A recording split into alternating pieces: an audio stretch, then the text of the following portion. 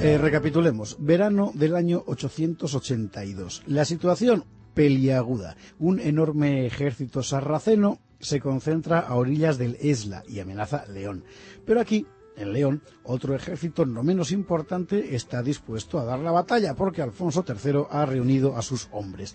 En las tiendas del campo moro, los jefes deliberan. El príncipe Al-Mundir y el ministro Hasim evalúan la situación ante la mirada de Abu Abdallah, el Banu-Qasi traidor que se había pasado con las fuerzas del emir. Al-Mundir, seguramente el príncipe, desearía cargar contra los cristianos. Era un guerrero y no habían llegado hasta allí para retirarse ahora. Pero Hasim, el ministro, se resistía. Era un suicidio permitir a Alfonso III que diera la batalla donde él quería. Y era verdad, tenía razón Hasim. Ahora bien, Hasim escondía otro propósito, un designio secreto que haría crecer el asombro en Córdoba y en León.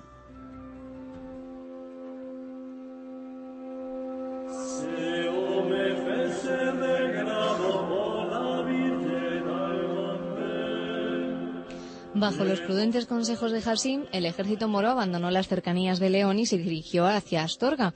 Fue entonces cuando Hasim descubrió sus cartas. Contra la opinión del príncipe Al-Mundir, una vistosa cohorte de embajadores dejó las filas moras y se dirigió hacia León para entrevistarse con el rey cristiano. Iban los embajadores cargados de regalos, cautivos, ricos presentes y persuasivos argumentos. ¿Qué se proponía Hasim?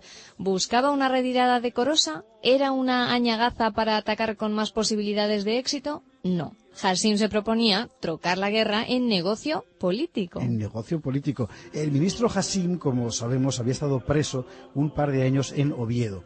Solo pudo salir de allí, acuérdese usted, mediante el pago de un fuerte rescate, y en tanto reunía el total del importe de 100.000 dinares de oro, dejó allí cautivos a unos cuantos familiares, entre ellos Abul Qasim, el hijo del ministro Hasim. Bueno, ahora lo que el ministro proponía a Alfonso era un intercambio.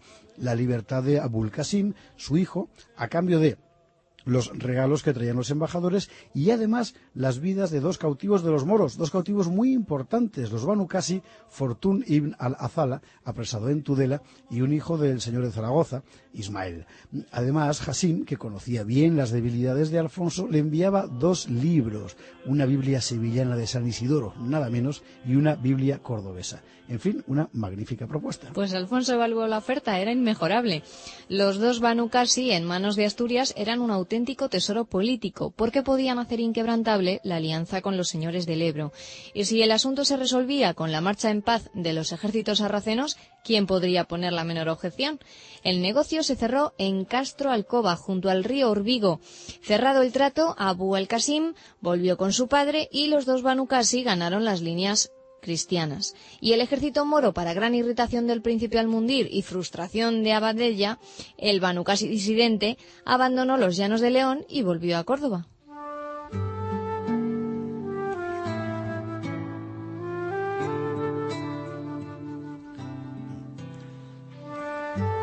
Bueno, asunto resuelto.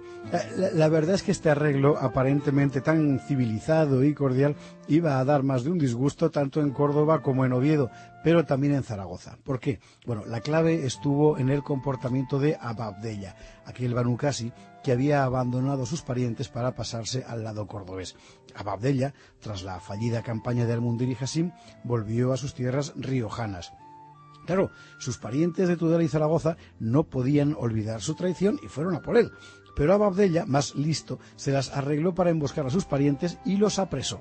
Con tales triunfos en la mano, se dirigió a Zaragoza, que tomó sin resistencia. Y así el pariente disidente, que había actuado como oveja negra de la familia, de repente y por arte de birlibirloque, se convertía en el jefe, el más poderoso de los Banu-Qasi. El emir Muhammad debió de ver el cielo abierto. Después de los quebraderos de cabeza que le habían dado los Banu-Qasi, he aquí que un miembro de la orgullosa familia del Ebro, el único al que podía tener por aliado, daba un golpe de mano y se hacía con el poder. El Valle del Ebro volvía a ser para Córdoba. Presto, el emir mandó emisarios a Abu Abdallah y le pidió la ciudad de Zaragoza y la vida de los otros Banu-Qasi, ahora presos. Y entonces Abu Abdallah, Muhammad ibn Lope, nieto de Musa, descendiente de Casio, hizo algo que solo un Banu-Qasi podía hacer.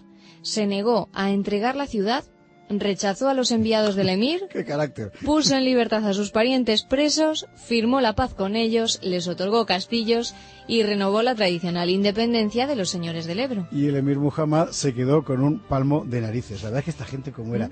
Como habían hecho todos los Banu Qasi desde el principio de los tiempos, Ababdella se había limitado a jugar su propio juego y había ganado. En lo único en que falló, porque esto hay que decirlo, en lo único en que falló Ababdella fue en calcular los efectos de su jugada en Asturias, porque el nuevo jefe de los Banu Qasi envió mensajes a Oviedo de paz y de reconciliación, pero sin éxito, porque el rey de Asturias juzgó más prudente mantenerse a distancia de un tipo tan retorcido y alambicado como este Ababdella.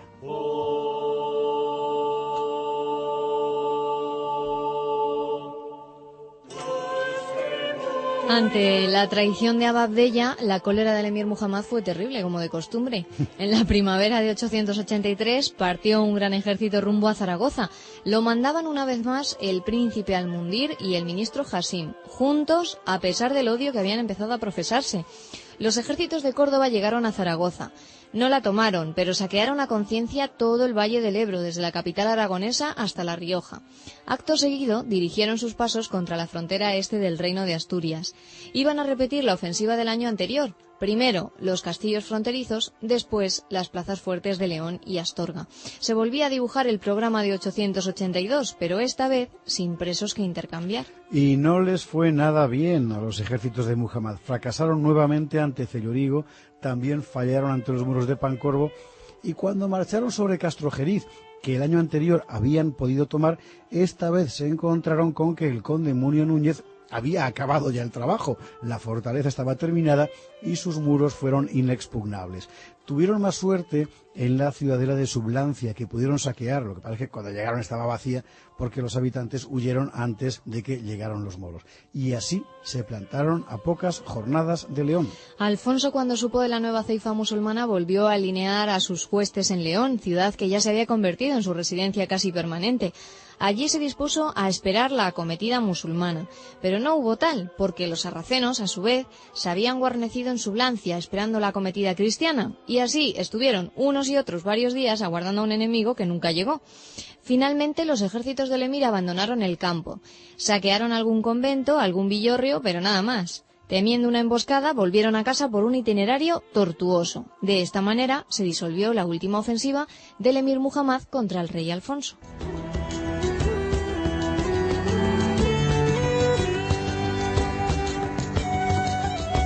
La última ofensiva, sí, porque a partir de este momento se inaugura un largo periodo de paz entre Córdoba y el Reino de Asturias. Es posible que Hasim, antes de abandonar nuevamente las tierras leonesas, enviara embajadas a Alfonso proponiendo nuevas treguas. Eso no lo sabemos. Lo que sí sabemos es que en los años siguientes no volvería a haber campañas moras de Córdoba contra el reino cristiano del norte, ni campañas cristianas contra el enemigo musulmán del sur.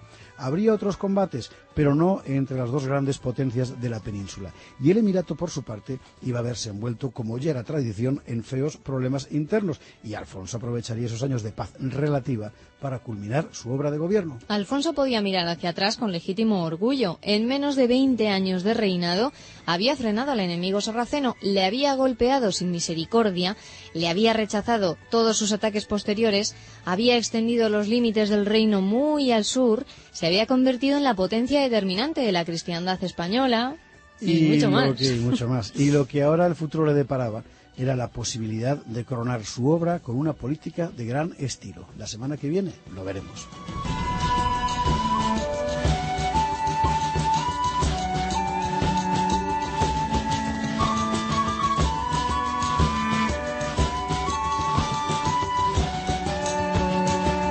La Estrella Polar.